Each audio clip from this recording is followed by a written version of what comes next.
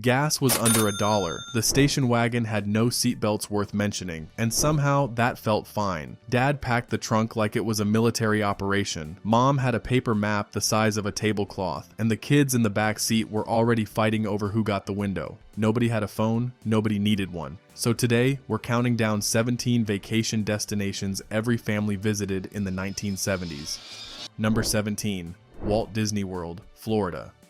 Before October of 1971, taking the kids to Disney meant driving to California. Then Walt Disney World opened on a patch of swampland outside Orlando, and suddenly half the country had a new excuse to drain the family savings account. The Magic Kingdom was the only park open that first year, and it looked almost empty by today's standards. No lines wrapping around buildings, no wait times measured in geological eras. Families would drive down from places like Ohio and Pennsylvania in cars without air conditioning, sweating through Georgia just to see a castle made of fiberglass. One mother writing home to relatives described it simply as cleaner than anywhere we'd ever been, and the trash cans were shaped like little robots. The contemporary resort, with its monorail gliding straight through the lobby, was considered the height of futuristic luxury, and kids would beg to just ride the monorail back and forth a few extra times before ever setting foot in the park itself. Tickets worked on a booklet system back then, little paper coupons labeled A through E, with the best rides requiring the hardest to get E-tickets, which is where the phrase E-ticket ride actually comes from, whether or not anyone in the car that day realized it. Admission alone got you into the park, but every ride cost extra, so plenty of dads spent the afternoon doing quiet mental math. Nobody could have guessed that this swamp would eventually swallow entire counties' worth of hotels. Number 16. Yellowstone National Park, Wyoming. Yellowstone in the 1970s was still very much a roll down the window and feed the bear kind of place, which sounds insane now, and was in fact insane then too. Park rangers spent much of the decade trying to convince tourists that a black bear was not a large, friendly dog. Old Faithful erupted on its usual schedule, and families would gather with thermoses of coffee to watch, treating it like appointment television before television had much competition. The lodges were rustic in the way that meant charming if you were an adult, and there's a spider in the sink if you were 8 years old. A ranger from the period recalled that the most common question wasn't about geology at all, it was, "Where's the bathroom?" asked approximately every 11 minutes by every child in every car. The park had actually shifted its bear management policy earlier in the decade, closing open-pit garbage dumps that had once drawn grizzlies right up to the roadside, a change that was good for the bears and mildly disappointing for tourists who'd come specifically hoping to see one up close from the safety of a Buick. Campgrounds filled up fast in July and August, and families would set up canvas tents that leaked the moment it rained, which in Wyoming's mountain weather happened at least once per trip. Number 15. Niagara Falls, New York, and Ontario.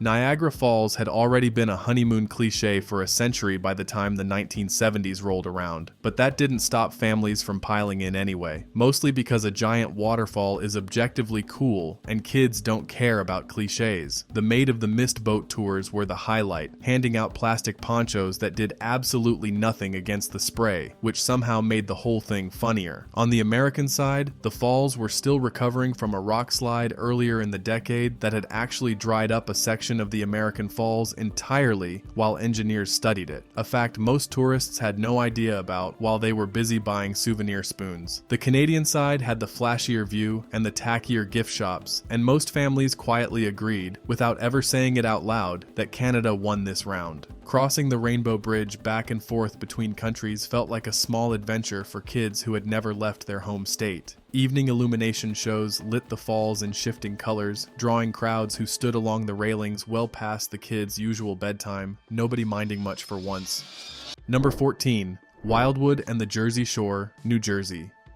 The Jersey Shore of the 1970s ran on boardwalk fries, saltwater taffy, and a specific brand of neon that seemed to exist nowhere else on Earth. Wildwood in particular had leaned all the way into a googie architecture look from the previous decades, motels with names like the Bel Air and the Satellite, shaped like spaceships and lit up like pinball machines. Families would rent the same motel room for the same week every August, an unspoken tradition passed down like a family recipe. The doo-wop motels weren't retro yet, they were just what motels looked like. Kids remember the Ferris wheel on the Morey's Piers boardwalk more vividly than almost anything else from childhood, mostly because it was the one ride tall enough to see the whole ocean and every other kid's sunburn at once. Boardwalk arcades ran on tokens and quarters, and skee-ball high scores were treated with a seriousness that, in hindsight, was almost certainly disproportionate to the actual prize, usually a plastic ring or a stick of gum. Family-run pizza and custard stands lined the boardwalk shoulder to shoulder, each one insisting theirs was the original. Parents rented beach badges for the week and spent entire afternoons in beach chairs while lifeguards blew whistles at kids drifting past the sandbar, the soundtrack of every Jersey Shore summer. Number 13. The Grand Canyon, Arizona. The Grand Canyon in the 1970s had noticeably less in the way of guardrails than it does now, a fact that terrifies modern parents and mildly amused 1970s ones. Families would pull the station wagon up to the rim, let the kids get uncomfortably close to a several thousand-foot drop, and snap a photo for the album.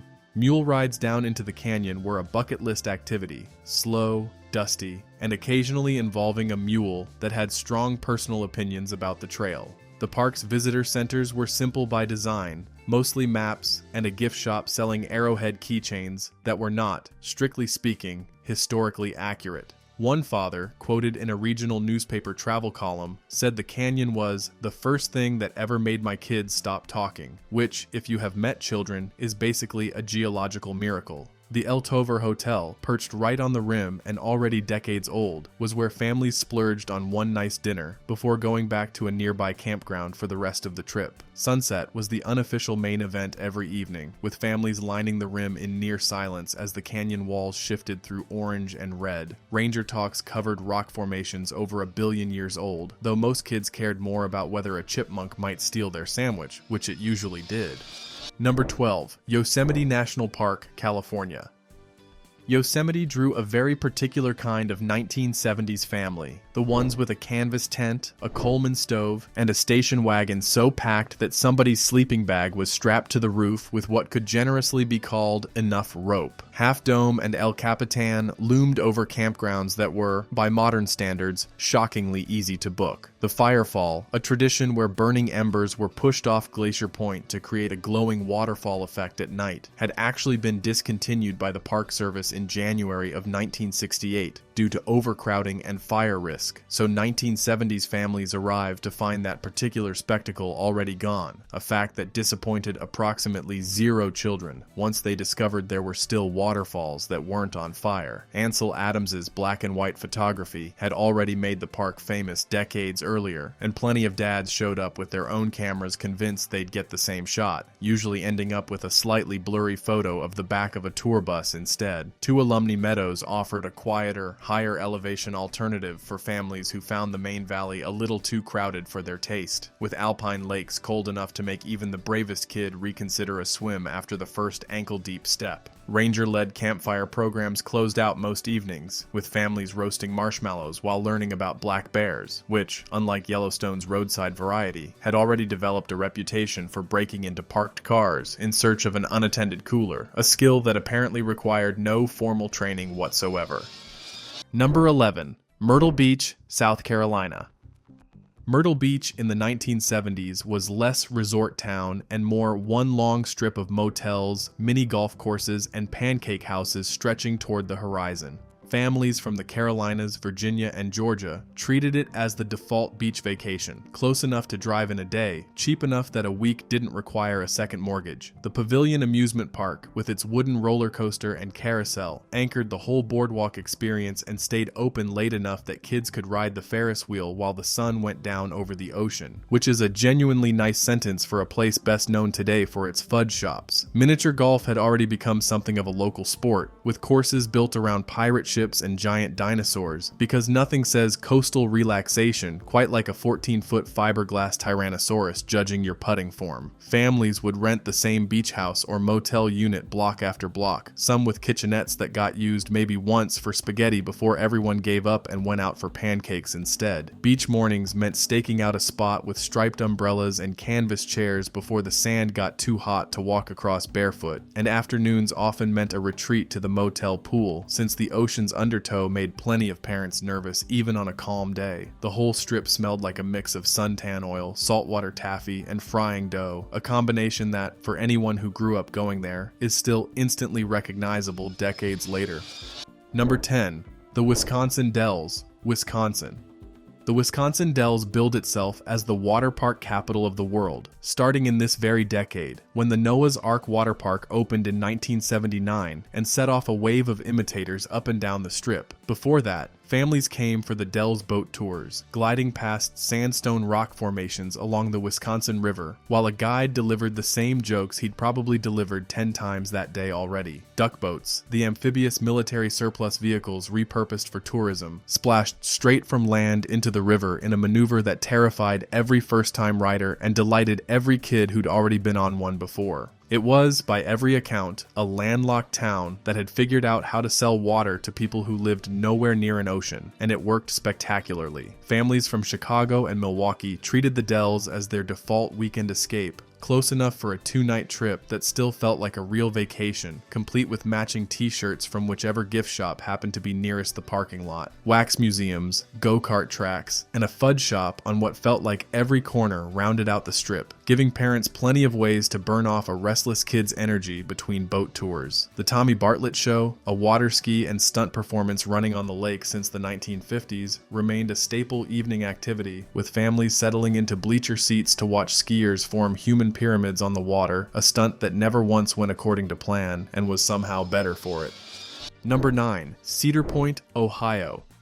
Cedar Point spent the 1970s rebuilding its reputation as a serious amusement park after a rough patch in the previous decade, and it worked. The Corkscrew opened in 1976 as the world's first roller coaster with 3 inversions, and families drove in from Michigan, Ohio, and Pennsylvania, specifically to watch teenagers scream upside down, which is a strange but very human form of entertainment. Located on a peninsula jutting into Lake Erie, the park combined a genuine beach with genuine thrill rides, meaning a family could go from sandcastles to stomach-churning loops in about the time it took to towel off. A regional news clipping from the period described the Corkscrew's opening day crowd as equal parts terrified and thrilled, occasionally in the same sentence, which tracks for anyone who has ever ridden a roller coaster next to a crying teenager. The park's older wooden coasters, some dating back decades, still ran alongside the newer steel ones, giving families a choice between old-fashioned rattling nostalgia and modern stomach-dropping loops, and most kids insisted on riding both back-to-back just to compare notes. Cedar Point's beach along Lake Erie meant a family could split the day cleanly in half. Mornings spent building sandcastles and afternoons spent screaming on rides, with a break in between for the kind of amusement park food that no nutritionist would ever endorse. Hotel guests staying at the on-site properties got early access to certain rides, a perk that turned into a genuine point of pride among kids who liked to remind their cousins about it for the rest of the summer.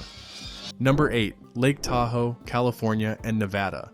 Lake Tahoe in the 1970s offered families something unusual, a genuinely beautiful alpine lake right next door to casinos that were more than happy to let kids wander the arcade while their parents played the slots just a few feet away, a setup that would raise several eyebrows today. Summer brought boating, swimming in water cold enough to make anyone gasp, and hiking trails around the rim of the lake. Winter brought skiing, with resorts like Heavenly and Squaw Valley, the latter having hosted the Winter Olympics back in 1960, drawing families who wanted mountains without quite committing to the Rockies. The lake's famous clarity, where you could see rocks dozens of feet below the surface, gave every kid on their first visit the same exact reaction, which was pressing their face against the car window and refusing to believe water could be that clear. Families driving the full loop around the lake, roughly 72 miles, would stop at overlooks on both the California and Nevada sides, with the state line itself sometimes running straight through the middle middle of a casino floor, a detail that fascinated kids far more than any of the actual gambling did. Emerald Bay, on the lake's southwest edge, became the postcard shot every family tried and mostly failed to recreate with their own cameras. In winter, families who came for skiing quickly learned that mountain weather changed by the hour, and more than one vacation photo album includes at least one picture of a station wagon buried up to its bumper in an unexpected snowdrift.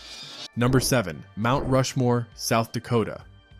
Mount Rushmore had been finished, more or less, since 1941, but the 1970s were when it truly became a road trip institution, a mandatory stop for any family driving across the northern plains. 4 60-foot presidential faces carved into granite were exactly the kind of monumental, slightly absurd spectacle that made a long car ride feel worthwhile, and the surrounding Black Hills gave families an excuse to stretch the trip into a proper vacation, rather than a single photo stop. Nearby, the Crazy Horse Memorial was still very much a work in progress, having only had its face completed by 1998, decades later, meaning 1970s. Visitors saw mostly a mountain with a rough outline and a lot of promise. One tourist brochure from the era promised visitors could stand where presidents stand, which was, generously, a bit of a stretch given the actual scale involved. The evening lighting ceremony, where the carved faces were illuminated after a ranger program, became the unofficial main event, drawing crowds who sat on amphitheater benches long after the kids' bedtime. Nearby, Wall Drug in South Dakota lured travelers in with hundreds of billboards advertising free ice water for miles, turning the drive out to Rushmore into its own small adventure. Custer State Park, just south of the monument, added a herd of free-roaming bison that would occasionally wander straight into the road, causing what locals cheerfully called a buffalo jam, a traffic delay no interstate could ever replicate.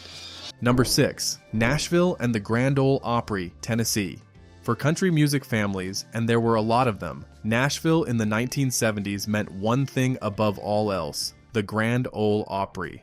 The Opry moved into its new custom-built house in 1974, a modern facility that still kept a circle of wood from the old Ryman Auditorium stage embedded in the new one, so performers could say they were literally standing on the same spot as generations before them. Families would travel from surrounding states for a Saturday night show, dressed a little nicer than usual, kids fidgeting through the slower numbers and perking right up for anything with a fiddle solo. Downtown Nashville itself wasn't yet the tourist behemoth it is today, more honky-tonks than hotels, and a family could walk down Broadway without needing a strategy for crowd avoidance. Alongside the Opry, the new Opryland USA theme park had opened in 1972 right next door, giving families a reason to stay 2 or 3 days instead of just one, combining live country and bluegrass performances scattered throughout the park with actual amusement rides, an unusual pairing that somehow worked. Kids who had no particular interest in steel guitars would happily sit through a set if it meant getting to ride a roller coaster right afterward. Souvenir shops along the strip sold cassette tapes, cowboy hats sized for children, and postcards of performers that parents would mail back home, usually with a note bragging about which star they'd supposedly spotted from a distance, whether or not that was actually true. Number 5. Colonial Williamsburg, Virginia. Colonial Williamsburg gave 1970s families a rare combination: a vacation that was fun and that parents could describe as educational with a straight face when justifying the cost to relatives. Costumed interpreters walked the restored 18th century streets. Blacksmiths hammered away at actual forges, and kids could watch candles being dipped by hand, which held their attention for roughly 4 minutes before someone asked when lunch was. The town leaned hard into historical accuracy, no visible power lines, no modern signage, an approach that made it feel genuinely like stepping backward in time rather than walking through a theme park with a history theme slapped on top. A school teacher quoted in a period travel guide called it the only field trip my own kids ever asked to go on twice, which is either a testament to the site or a mild indictment of every other field trip that decade. The governor's palace and its formal gardens gave families a sense of colonial wealth and hierarchy that textbooks rarely managed to convey, and the maze out back turned into an impromptu game of hide-and-seek for kids who had long since stopped listening to the tour guide. Musket demonstrations at the courthouse drew crowds who jumped in unison at the sound every single time, regardless of how many times they'd already heard it that day. Nearby, Busch Gardens Williamsburg, which had opened in 1975, gave families a convenient way to split a trip between colonial history in the morning and roller coasters by the afternoon, a combination that made for an oddly effective 1-2 punch of a vacation. Number 4. Six Flags Over Texas and Six Flags Over Georgia.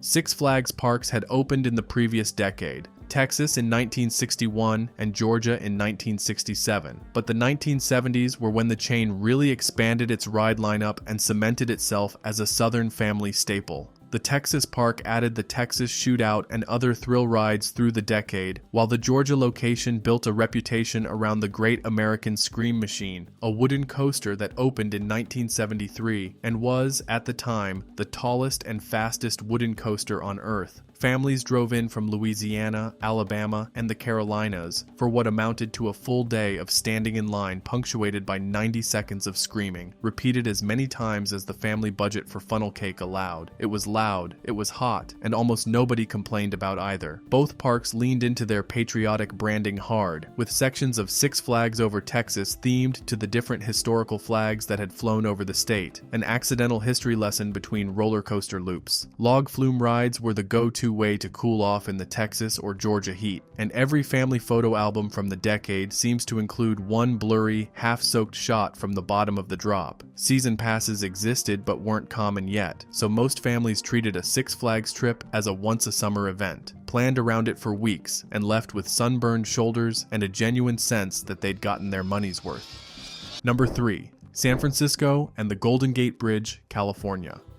San Francisco in the 1970s was a strange mix for a family vacation, part counterculture hangover, part classic American road trip stop, and families mostly stuck to the second part. The Golden Gate Bridge was the non-negotiable photo opportunity, usually taken from a viewpoint in Marin with the fog rolling in just enough to look dramatic rather than simply annoying. Fisherman's Wharf offered clam chowder in a sourdough bread bowl, a genuinely inspired piece of edible engineering, along with the sea lions that hadn't yet taken over Pier 39 in the numbers they would later, since that colony didn't establish itself there until 1989. Cable cars rattled up and down the hills exactly as advertised, and kids hung off the sides exactly as their parents nervously told them not to, a ritual that has changed very little in the decades since. Alcatraz had closed as a federal prison back in 1963, but boat tours out to the island were already drawing curious families by the 1970s, with kids far more interested in the idea of a real former prison than in any of the actual historical context being offered. Chinatown offered another full afternoon of exploring, with families wandering past shops selling paper lanterns and fortune cookies, while kids begged for just one more souvenir before the trip budget officially ran out.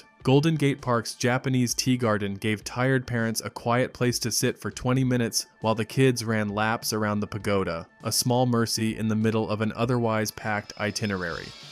Number 2. The Great Smoky Mountains and Gatlinburg, Tennessee. The Great Smoky Mountains National Park was, and remains, the most visited national park in the country, and Gatlinburg sat right at its doorstep ready to sell families on pancakes, fudge, and chairlift rides with a view. The park itself offered black bear sightings that were, unlike Yellowstone's, generally viewed from a safer distance, thick, misty forests, and hiking trails that ranged from pleasant stroll to why did we bring the toddler. Gatlinburg's main strip had already developed its distinctive personality by the 1970s, a blend of genuine mountain craft shops and unapologetic tourist kitsch existing side by side without any apparent tension.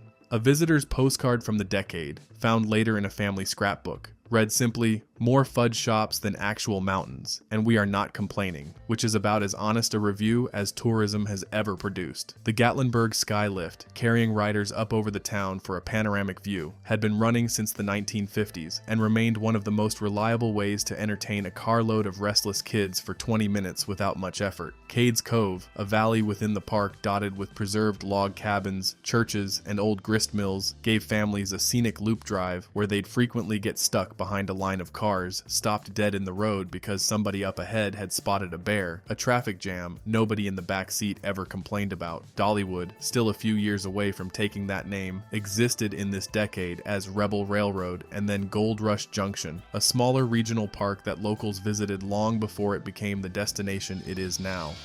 Number 1. Cape Cod, Massachusetts.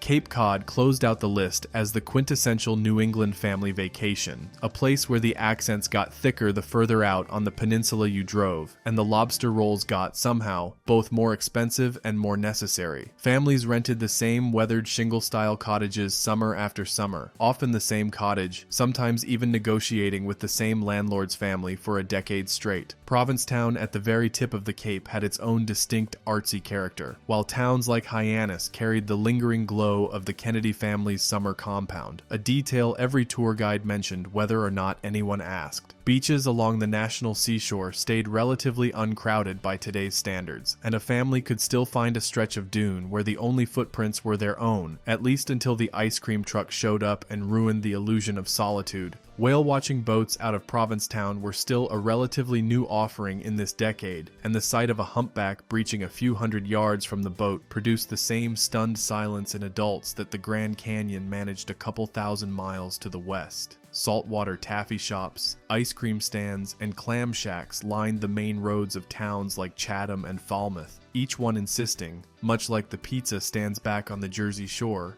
that theirs was the original recipe. Evening bonfires on the beach, when local rules still allowed them, capped off plenty of family trips with marshmallows, sandy sleeping bags in the car on the ride home, and a sunburn that wouldn't be noticed until the next morning. That's 17 destinations, 17 station wagons full of sunburned kids, and roughly 1,000 arguments over who got the window seat. If your own family made it to any of these, or if you're just relieved seatbelts eventually became mandatory, let us know in the comments. And if you liked taking this trip down memory lane, hit like, subscribe, and stick around for more, because there are plenty more decades left to unpack.